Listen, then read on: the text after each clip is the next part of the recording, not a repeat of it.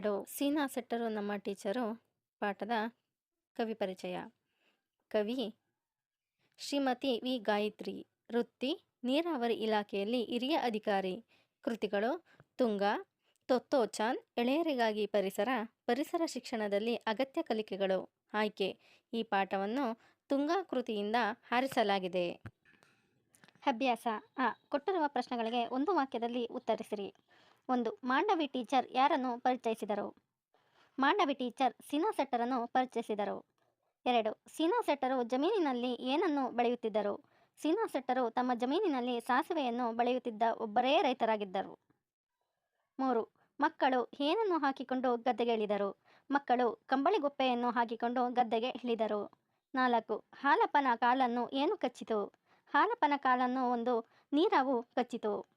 5. ಮನೆಯ ಹಟ್ಟ ಮಕ್ಕಳಿಗೆ ಯಾವ ಟವರ್ ಆಗಿ ಪರಿವರ್ತನೆಗೊಂಡಿತ್ತು? ಮನೆಯ ಹಟ್ಟ ಮಕ್ಕಳಿಗೆ ಗದ್ದೆ ವೀಕ್ಷಣೆಯ ಟವರ್ ಆಗಿ ಪರಿವರ್ತನೆಗೊಂಡಿತ್ತು. ಕೆಳಗಿನ ಪ್ರಶ್ನೆಗಳಿಗೆ 2-3 ವಾಕ್ಯದಲ್ಲಿ ಉತ್ತರಿಸಿರಿ. 1. ಸೀನಾ ಸೆಟ್ಟರ ವೇಷ ಹೇಗಿತ್ತು? ಸೀನಾ ಸೆಟ್ಟರು ಹಳೆಯದಾದ ಪಂಚೆಯೊಂದನ್ನು ಸೊಂಟಕ್ಕೆ ಸುತ್ತಿ ಮೇಲಕ್ಕೆತ್ತಿ ಕಟ್ಟಿದ್ದರು. ಚೌಕಳಿಯ ಅಂಗಿ, ಹೆಗಲ ಮೇಲೆ ಟವಲೊಂದನ್ನು ಒದ್ದಿದ್ದರು. ಇನ್ನೊಂದು ಹಳೆಯ ಟವಲಿನಿಂದ ತಲೆಗೆ ಲಪ್ಪಟೆ ಸುತ್ತಿಕೊಂಡಿದ್ದರು.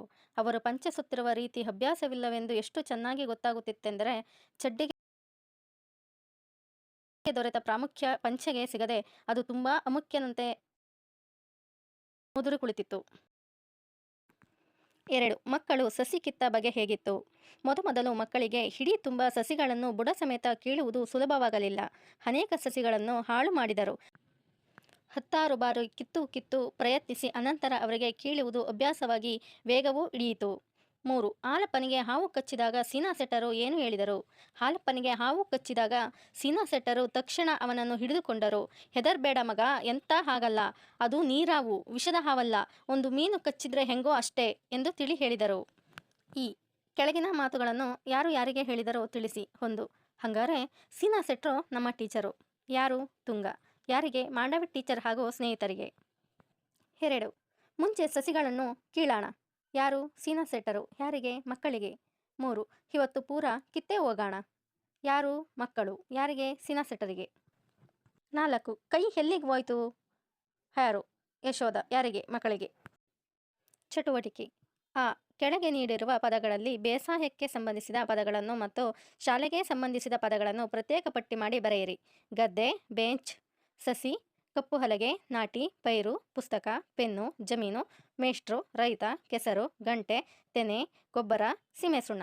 ಬೇಸಾಯಕ್ಕೆ ಸಂಬಂಧಿಸಿದ ಪದಗಳು: ಗದ್ದೆ, ಸಸಿ, ನಾಟಿ, ಪೈರು, ಜಮೀನು, ರೈತ, ಕೆಸರು, ತೆನೆ, ಗೊಬ್ಬರ. ಶಾಲೆಗೆ ಸಂಬಂಧಿಸಿದ ಪದಗಳು: ಬೆಂಚು, ಕಪ್ಪು ಹಲಗೆ, ಪುಸ್ತಕ, ಪೆನ್ನು, ಮೇಷ್ಟ್ರು, ಗಂಟೆ, ಸೀಮೆಸುಣ್ಣ. 2. ಕೆಳಗೆ ನೀಡಿರುವ ಬಂಡಿ ಆಟದಲ್ಲಿ ಬಿಟ್ಟ ಪದಗಳನ್ನು ತುಂಬಿ. ಹಚ್ಚಚ್ಚು, ಬೆಲ್ಲದಚ್ಚು, ಅಲ್ಲಿ ನೋಡು, ಇಲ್ಲಿ ನೋಡು, ಸಂಪಂಗಿ ಮರದಲ್ಲಿ ಗುಂಪು ನೋಡು, ಯಾವ ಗುಂಪು? ಕಾಗೆ ಗುಂಪು. ಯಾವ ಕಾಗೆ? ಕಪ್ಪು ಕಾಗೆ. ಯಾವ ಕಪ್ಪು? ಇದಿಲು ಕಪ್ಪು. ಯಾವ ಇದ್ದಿಲು? ಮರದ ಇದ್ದಿಲು. ಯಾವ ಮಾರ? ಮಾವಿನ ಮಾರ. ಯಾವ ಮಾವು? ಸಿಹಿಯ ಮಾವು. ಯಾವ ಸಿಹಿ? ಸಕ್ಕರೆ ಸಿಹಿ. ಯಾವ ಸಕ್ಕರೆ? ಮಂಡ್ಯ ಸಕ್ಕರೆ. ಯಾವ ಮಂಡ್ಯ? ಕರ್ನಾಟಕದ ಮಂಡ್ಯ. ಯಾವ ಕರ್ನಾಟಕ? ನಮ್ಮ ಕರ್ನಾಟಕ. ಅಭ್ಯಾಸ: ಉದಾಹರಣೆಯಲ್ಲಿ ನೀಡಿರುವಂತೆ ಕೆಳಗಿನ ವಾಕ್ಯಗಳಲ್ಲಿ ಸರ್ವನಾಮಗಳನ್ನು ಗುರುತಿಸಿ. ಅವು ಯಾವ ರೀತಿಯ ಸರ್ವನಾಮಗಳೆಂದು ತಿಳಿಸಿ. ಕ್ರಮ ಸಂಖ್ಯೆ: ವಾಕ್ಯ, ಸರ್ವನಾಮ ಪದಗಳು. ಸರ್ವನಾಮದ ವಿಧ. ಉದಾಹರಣೆ: ಕಷ್ಟ ಬಂದಾಗ ನಾವು ಯಾರಿಗೂ ಸಹಾಯ ಮಾಡದಿದ್ದರೆ ನಮಗೆ ಯಾರೂ ಸಹಾಯ ಮಾಡಲಾರರು. ಸರ್ವನಾಮ ಪದಗಳು: ನಾವು, ನಮಗೆ. ಸರ್ವನಾಮ ಪದದ ವಿಧ. ಉತ್ತಮ ಪುರುಷ ಸರ್ವನಾಮ. 1. ನೀನು ಸುಳ್ಳುಗಾರನೆಂದು ಗೊತ್ತಾದ ಮೇಲೆ ನೀನು ನಿಜ ಹೇಳಿದರೂ ನಿನ್ನನ್ನು ಯಾರೂ ನಂಬುವುದಿಲ್ಲ. ಸರ್ವನಾಮ ಪದಗಳು: ನೀನು, ನೀನು, ನಿನ್ನನ್ನು. ಮಧ್ಯಮ ಪುರುಷ ಸರ್ವನಾಮ. 2. ಅವನಿಗೆ ಅವನ ಅಕ್ಕ ಒಂದು ಪುಸ್ತಕ ಕೊಟ್ಟಳು. ಅವನಿಗೆ, ಅವನ. ಪ್ರಥಮ ಪುರುಷ ಸರ್ವನಾಮ. 3. ಅವನು ತನ್ನ ಪುಸ್ತಕವನ್ನು ಬಹಳ ಮೆಚ್ಚಿಕೊಂಡನು.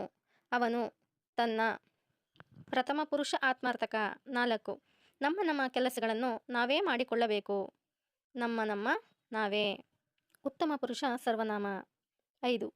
ನಾವು ಊರಿಗೆ ಹೋಗಿ ನಿಮ್ಮ ಸಾಮಾನುಗಳನ್ನು ಅವುಗಳನ್ನಿಟ್ಟಿರುವ ಪೆಟ್ಟಿಗೆಗಳನ್ನು ತರುತ್ತೇವೆ. ನಾವು, ನಿಮ್ಮ.